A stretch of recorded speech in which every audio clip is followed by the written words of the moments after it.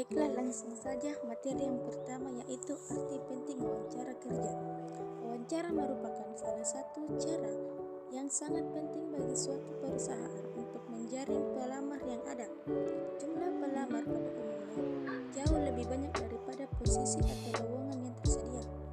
Adapun aspek-aspek yang dinilai dalam wawancara, yaitu yang pertama penampilan fisik, kepribadian, yang kedua gerak-gerik dan sopan santun, yang ketiga rasa percaya diri, yang keempat inisiatif, yang kelima kebijaksanaan, yang keenam tanggap dan kerjasama, yang ketujuh ekspresi wajah, yang kedelapan kemampuan berkomunikasi, yang kesembilan sikap terhadap pekerjaan, yang kesepuluh selera humor.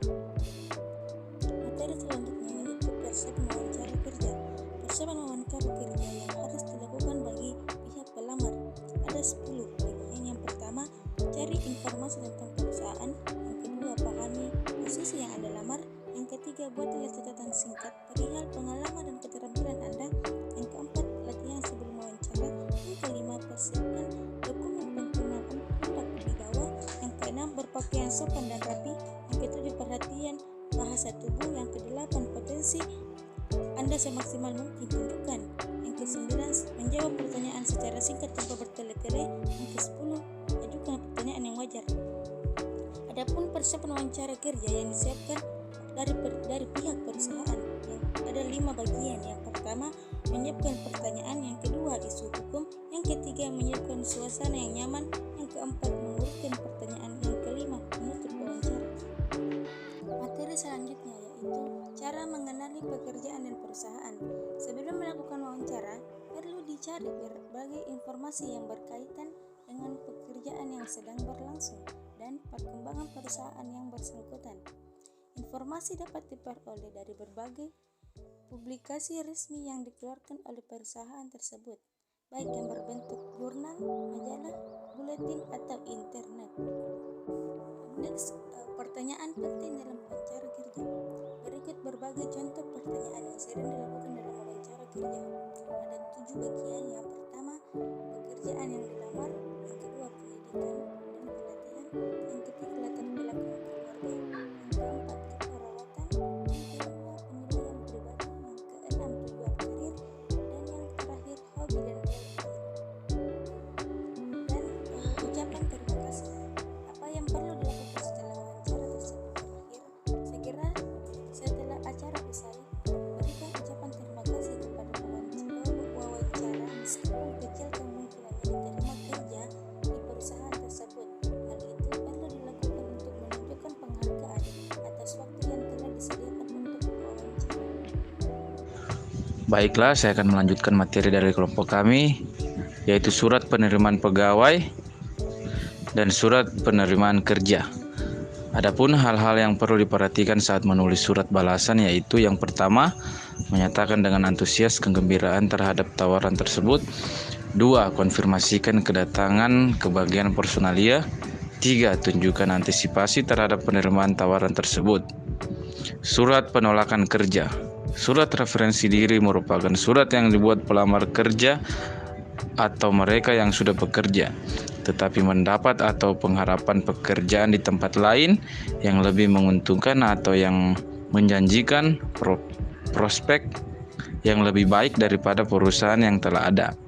Pelamar kerja yang sudah mengikuti semua bentuk ujian seleksi baik tertulis maupun wawancara dapat membuat surat pengantar diri karena telah diterima pekerjaan di perusahaan lain. Tujuan presentasi bisnis. Presentasi bisnis dapat merupakan bagian yang tidak terpisahkan dalam setiap kegiatan bisnis. Seseorang pembicara yang melakukan presentasi di hadapan audiens tentunya memiliki tujuan tertentu yang ingin dicapai. Untuk melakukan atau melaksanakan hal tersebut, di atas tentu dibutuhkan kesiapan mental dan pemahaman materi yang ingin disampaikan, alat bantu yang digunakan serta pemahaman yang baik terhadap audiens. Secara umum, adapun tujuan presentasi bisnis yaitu dibagi menjadi 5. Yang pertama itu menginformasikan bisnis kepada audiens. 2. menghibur audiens secara memberikan informasi. 3. Menyentuh emosi audiens. 4. Selain muatan inti dan presentasi yang disampaikan. 5. Memotivasi audiens. Selanjutnya, persiapan presentasi bisnis. Yang pertama, penguasaan terhadap topik atau materi yang akan dipresentasikan. Yang kedua, penguasaan berbagai alat bantu penyajian dengan baik. Yang ketiga, menganalisis siapa audiens. Dan yang terakhir, menganalisis berbagai lingkungan, lokasi, atau tempat untuk presentasi. Adapun alat bantu presentasi bisnis. 1. Papan tulis hitam dan papan tulis putih. 2. Flip chart. Yang ketiga, transparansi overhead projector. Yang keempat, slide. Yang kelima, papan tulis elektronik. Yang keenam, video kaset recorder atau VCR. Yang ketujuh, panel LCD. Yang terakhir, LCD proyektor. Analisis audiens. Dalam menganalisis audiens, seorang pembicara harus mampu menjawab 6 pertanyaan berdasarkan berikut ini. Siapa audiensnya? Apa yang diinginkan audiensnya? Di mana melakukan presentasi?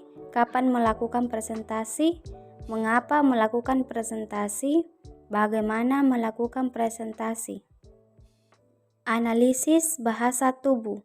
Dalam melakukan presentasi bisnis, sebenarnya bukan hanya ucapan atau pembicara yang menjadi perhatian. Presentasi bisnis termasuk salah satu bentuk komunikasi nonverbal. Adapun gerakan-gerakan yang sering dilakukan pembicara dalam melakukan presentasi bisnis antara lain meliputi ekspresi wajah, senyuman, kontak mata, gerakan tangan, gerakan kepala, cara berdiri. Selanjutnya yaitu peninjauan lokasi. Sebelum melakukan presentasi bisnis merupakan hal penting karena akan sangat membantu pembicara ketika melakukan presentasi. Seringkali pemilik melakukan presentasi tanpa melakukan pencurian lokasi sebelumnya, sehingga dapat mengganggu kelancaran presentasi karena tidak menguasai lokasi. Latih presentasi bisnis. Agar penyajian bisnis yang dilakukan oleh pembicara dapat mencapai sasarannya, perlu diperhatikan beberapa hal berikut ini. Yang pertama yaitu identifikasi audiens. Yang kedua, buatlah pokok-pokok pikiran presentasi bisnis. Yang ketiga, tulislah tes penyajian bisnis secara lengkap. Yang keempat, buatlah rangkuman tes penyajian bisnis ke dalam sub-sub judul. Yang kelima, tulislah ke dalam ukuran kartu-kartu pos. Negosiasi. Menurut Oliver, negosiasi adalah transaksi di mana kedua belah pihak memiliki hak atas hasil akhir. Hal ini memerlukan persetujuan kedua belah pihak sehingga terjadi proses yang saling memberi atau menerima sesuatu untuk mencapai kesepakatan bersama. Keterampilan bernegosiasi. Menurut Oliver, ada 6 kunci dasar yang perlu diperhatikan dalam bernegosiasi.